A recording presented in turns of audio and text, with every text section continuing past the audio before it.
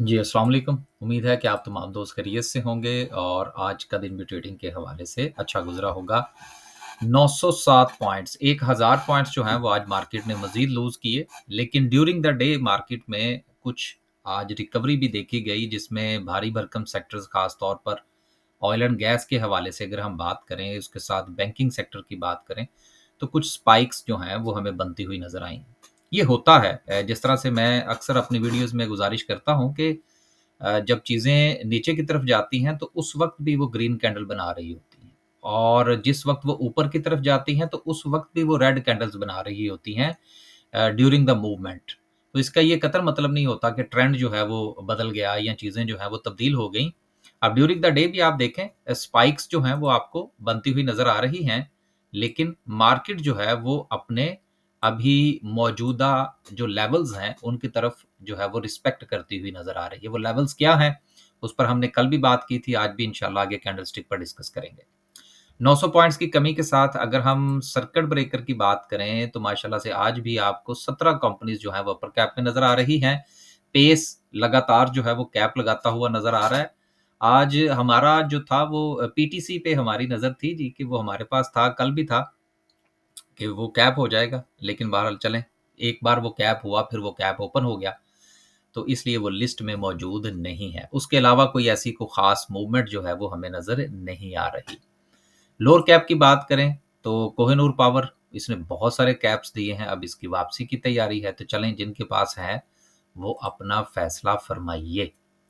आगे चलते हैं जी और ओवरऑल अगर हम सेक्टर वाइज़ बात करें, तो आज मज़ीद जो है वो हमें sector wise commercial banks 400 points जो हैं वो निकालते हुए नज़र आए, लेकिन कम बैंक्स के हवाले से अगर हम बात करें, तो देखिए मैं अक्सर आपसे गुज़ारिश किया करता हूँ कि सोशल मीडिया से ख़ास तौर पर जो न्यूज़ और इस किस्म की जो हाइप्स क्रिएट की जाती है ना, उनसे थोड़ा-सा परहेज़ करना चाहिए। आज फिर जो था, वो बैंकों के हवाले से एक बड़ी जो थी वो उतार-चढ़ाव करने की कोशिश की जा रही थी सोशल मीडिया के ऊपर। हमारे ग्रुप्स में तो ख़ैर आज तक जो है वो इस किस्म की कोई चीज़ शेयर नहीं की गई। उसकी वजह ये है कि ये जो खबरें इस तरह से सोशल मीडिया के ऊपर आती हैं ना, ये सिर्फ़ वो क्या कहते हैं, वो टीवी के ऊपर चलते हुए टिकर्स उसकी तस्वीर खींच लेनी, उसको जो है वो ग्रुप्स के अंदर फेंक देना। इसका स्टॉक मार्केट के साथ क्या ताल्लुक है यार, सोशल मीडिया की बातों का? जो या तो न्यूज़ हो जो कि प्रिंटेड हो, तो चलें कोई बात समझ में आती है या कोई उसके साथ कोई उसका डाटा हो, तो फिर भी बात समझ में आती है। इस तरह तो फिर हज़ारों चीज़ें जो हैं वो मीडिया के ऊपर चल रही होती हैं। अगर हम सिर्फ़ उसी के ऊपर ध्यान देंगे, तो फिर यकीनन टेक्निकल एनालिसिस या फंडामेंटल एनालिसिस जो है वो नहीं हो सकता। तो इन चीज़ों की तरफ भी आपको सोचना चाहिए। तो कमर्शियल बैंक्स जो हैं वो आज 406 पॉइंट्स मज़ीद निकालते हुए नज़र आए। सीमेंट सेक्टर 300 पॉइंट्स, फर्टिलाइज़र 204, फिर उसके बाद ऑयल एंड गैस, फिर pharma, then so and so. वापसी में जो आज टेक्नोलॉजी में माशाल्लाह से सिस्टम बड़ा अच्छा चल रहा है जी, उसके साथ ऑयल एंड गैस मार्केटिंग में हमें पीएसओ की परफॉर्मेंस बहुत अच्छी नज़र आई। इन्वेस्टमेंट बैंक्स में भी थोड़ी-सी रिकवरी है। ऑटो का डाटा भी चूँकि जो है वो आने वाला है, तो उसकी बुनियाद पर ऑटो में भी हमें थोड़ी-सी मूवमेंट बेहतर नज़र आ रही है। आगे चलते हैं जी, कुछ खबरें हैं कैंडलस्टिक को इंशाल्लाह लास्ट पे डिस्कस करेंगे। पहली खबर पीपीएल के हवाले से है। अगेन आप देख लीजिए मज़ीद जो है वो डिस्कवरीज़ हैं इसकी और अभी मज़ीद आएँगी। तो आने वाले दिनों में इन शेयर्स के ऊपर आज हमने भी इसमें जो है वो ट्रेड की, लेकिन कोई ख़ास प्रॉफ़िट नहीं मिला। लेकिन चलें वो क्या कहते हैं जी, जो हालात चल रहे हैं उसमें अगर थोड़ा बहुत भी मिल जाए तो कोई मुज़ायका नहीं होगा। तो पीपीएल जो है जी, उसकी वजह से ये जो डिस्कवरी थी, आज भी इसमें स्पाइक जो है वो हमें पूरे सेक्टर में देखने को मिली।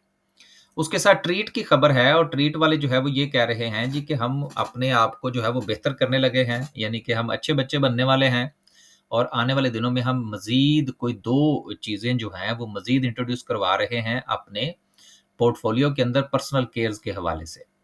देखिए, ट्रीट जो है बेसिकली किसी दौर में बड़ी अच्छी कंपनी हुआ करती थी, लेकिन आपको याद होगा कि जब टीबीएल इन्होंने इंट्रोड्यूस करवाया था ट्रीट बैटरी का, तो उस वक़्त भी मैंने एक वीडियो बनाई थी, वो वीडियो जो है वो आज भी मेरे चैनल पर है। अगर मुझे कल जो है वो मिल गई, ज़ाहिर-सी बात है टाइम लगा के चैनल में से निकालनी पड़ेगी।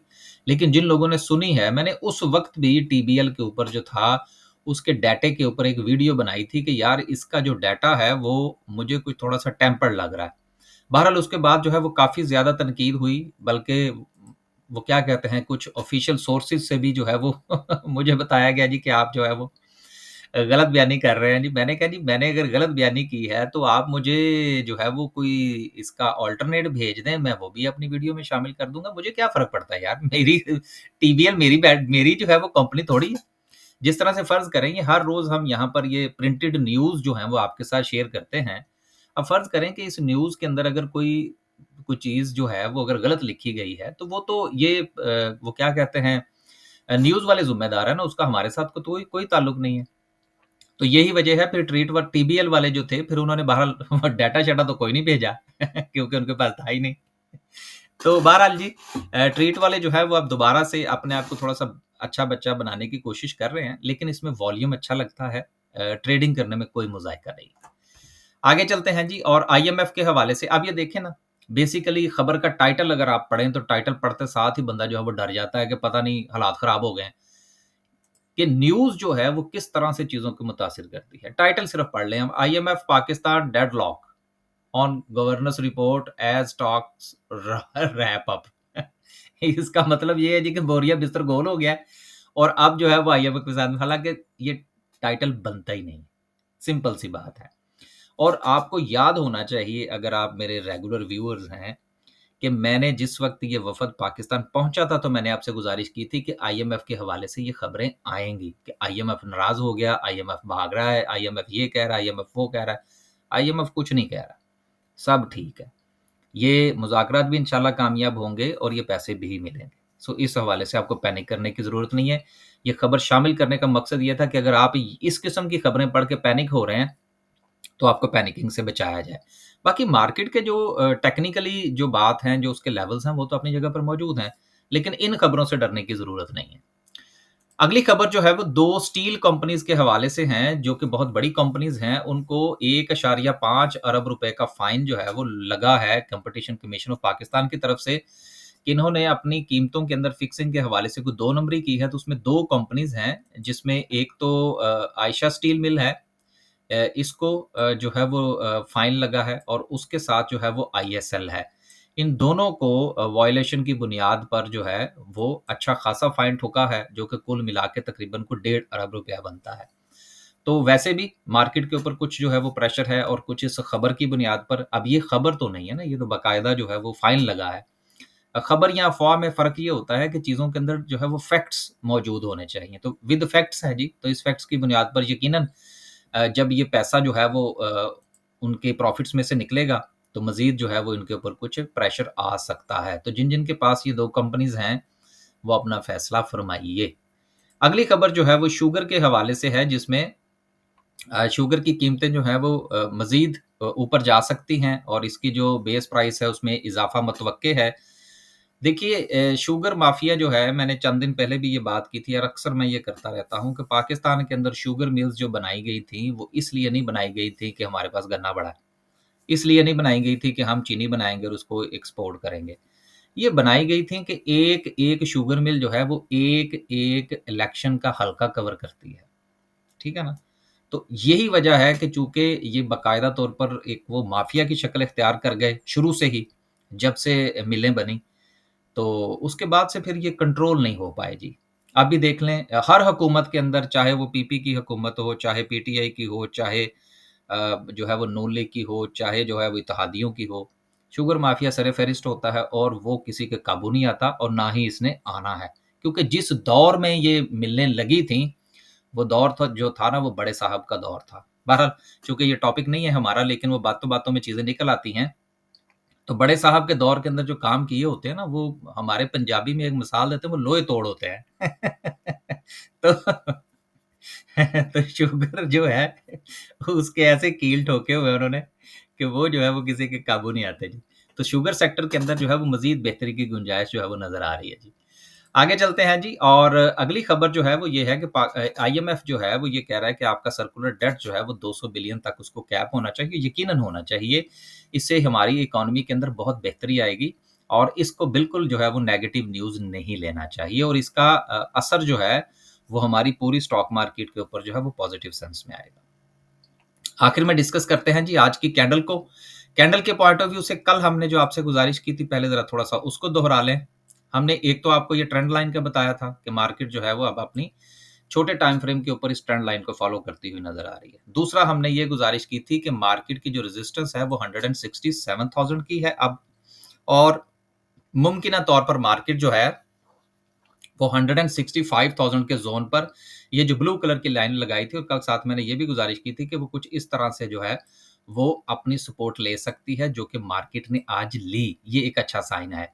लेकिन एक चीज मैंने कल भी कही थी, वो मैं आज फिर दोहराई देता हूं। कल मैंने आपसे ये गुजारिश की थी कि जब तक मार्केट अपनी इस रेजिस्टेंस को ब्रेक ना करे, बेहतर है कि आप कल ट्रेड ना करें, क्योंकि अगर मार्केट ये रेजिस्टेंस ब्रेक कर जाती है तो फिर मार्केट के अंदर एक बहुत बड़ी बाइंग जो थी वो मुतवक्के थी।